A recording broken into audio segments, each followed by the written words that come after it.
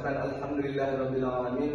Selawat kita kepada Nabi Muhammad sallallahu alaihi wasallam dengan mengucapkan Allahumma shalli ala sayyidina Muhammad wa ala ali sayyidina Muhammad.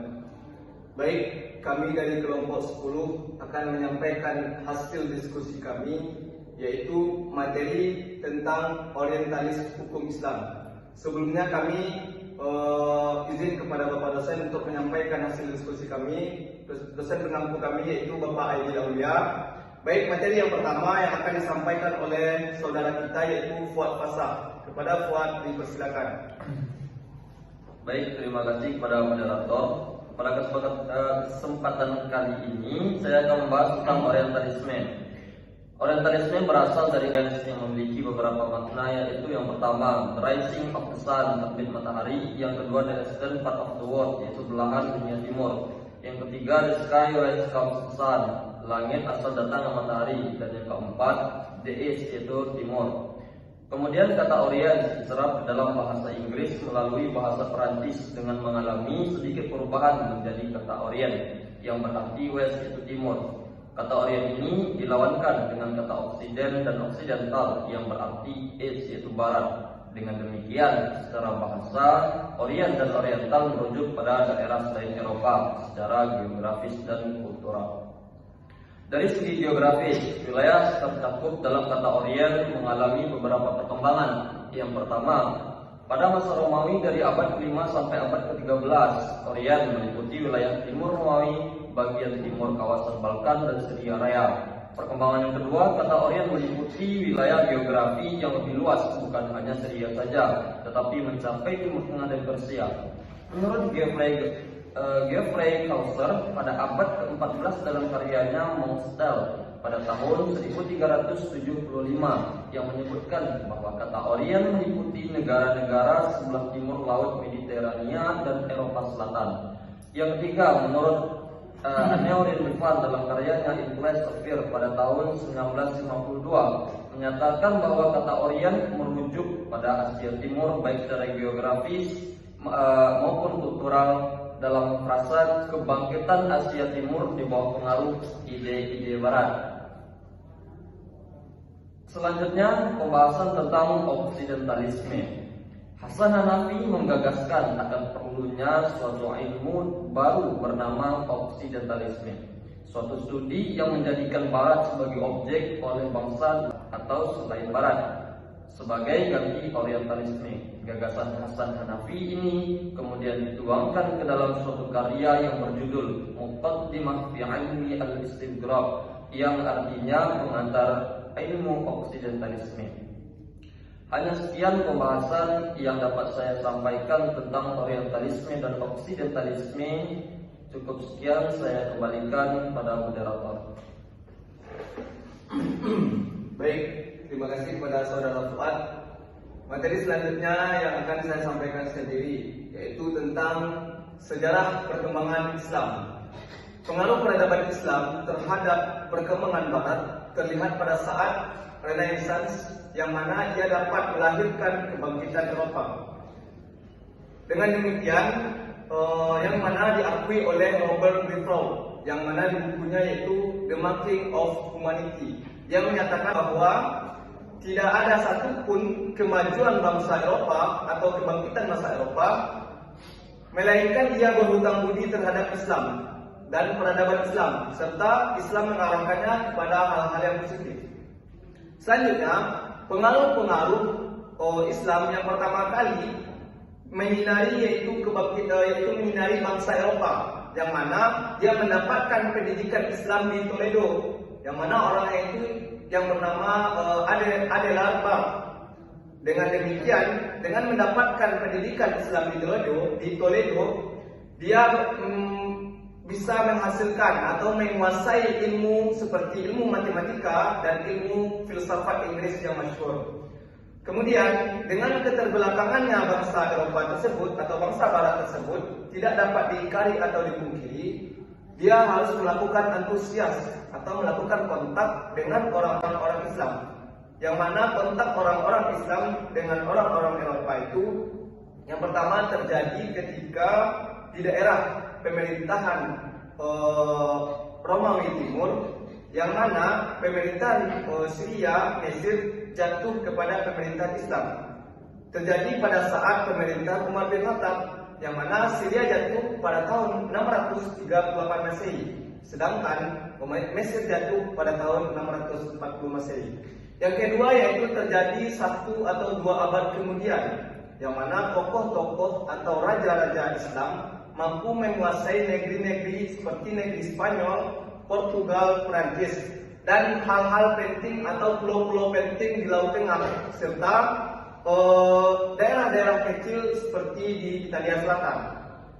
Kemudian yang ketiga, kontak yang ketiga yaitu terjadi pada saat Imperium Turki Utsmani menguasai semenanjung Balkan atau Eropa Timur, yang mana daerah-daerah yang pernah di bawah Imperium Turki Utsmani ini yaitu seperti daerah Yunani, Bulgaria, Albania, Romania, Yugoslavia, Bulgaria, dan sebagian Rusia.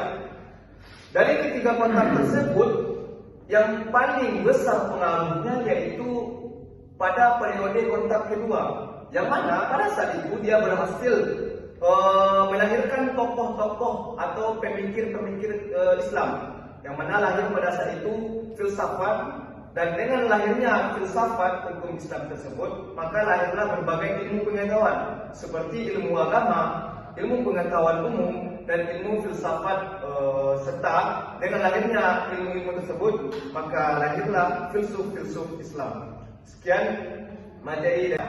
Selanjutnya materi yang ketiga yang akan disampaikan oleh saudari Najla Huwaida Chandra. Pada saudari dipersilakan. Baik, terima kasih moderator. Saya akan membahas tentang pemikiran Ignaz Goldziher.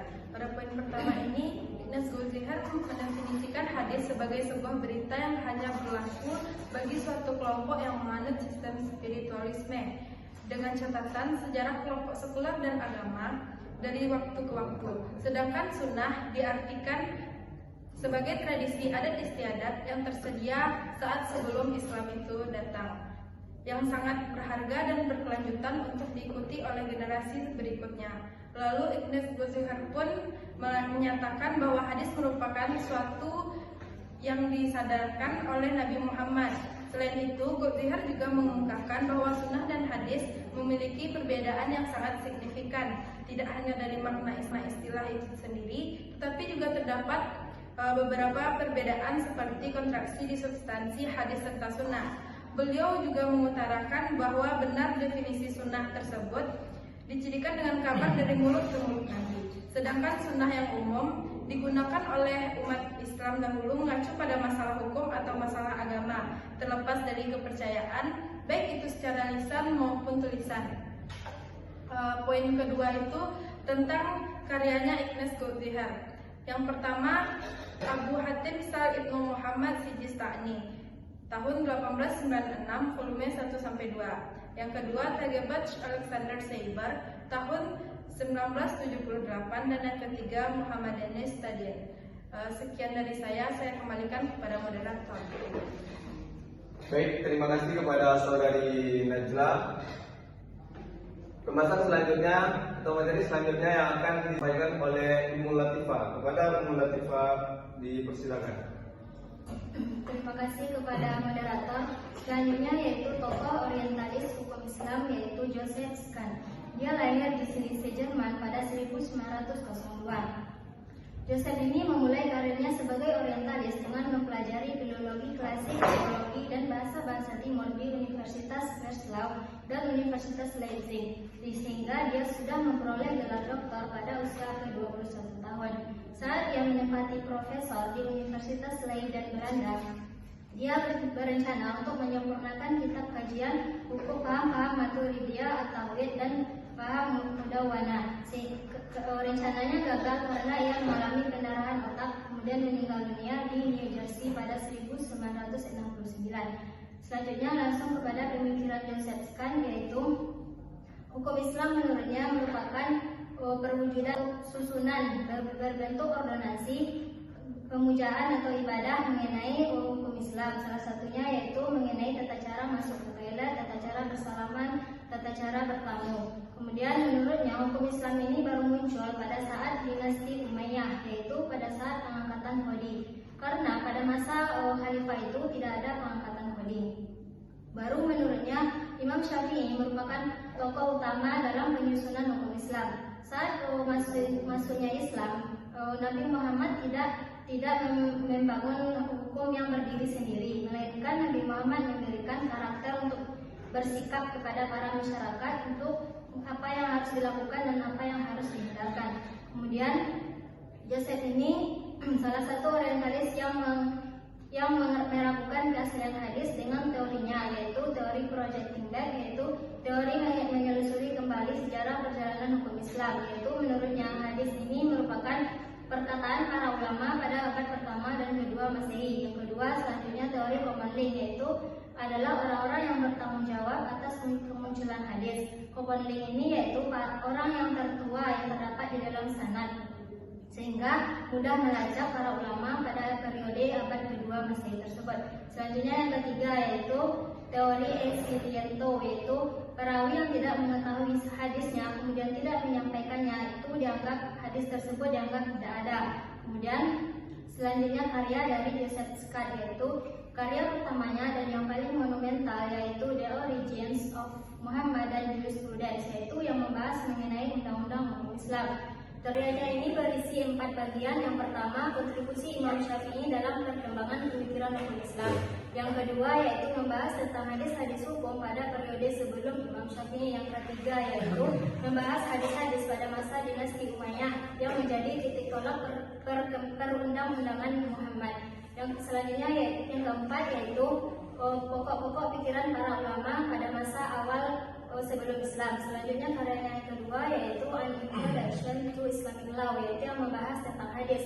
Menurutnya hadis Nabawi ini yang sampai sanadnya berujung kepada Rasulullah itu merupakan buatan atau tambahan dari para fuqaha di era tabi'in untuk menjadikannya hadis Nabawi dan untuk memperkuat mazhab-mazhab mereka. Sekian materi dari kelompok terakhir, dikembalikan kepada moderator. Baik, terima kasih kepada saudari Ummul Latifah. Mungkin dengan berakhirnya materi yang terakhir tadi, maka berakhirlah presentasi kami pada pagi hari ini. Saya selaku moderator, kalau ada salah dalam penyampaian, saya mohon maaf. Kami akhiri dengan wabillahi taufiq wa hidayah. Assalamualaikum warahmatullahi wabarakatuh. Waalaikumsalam.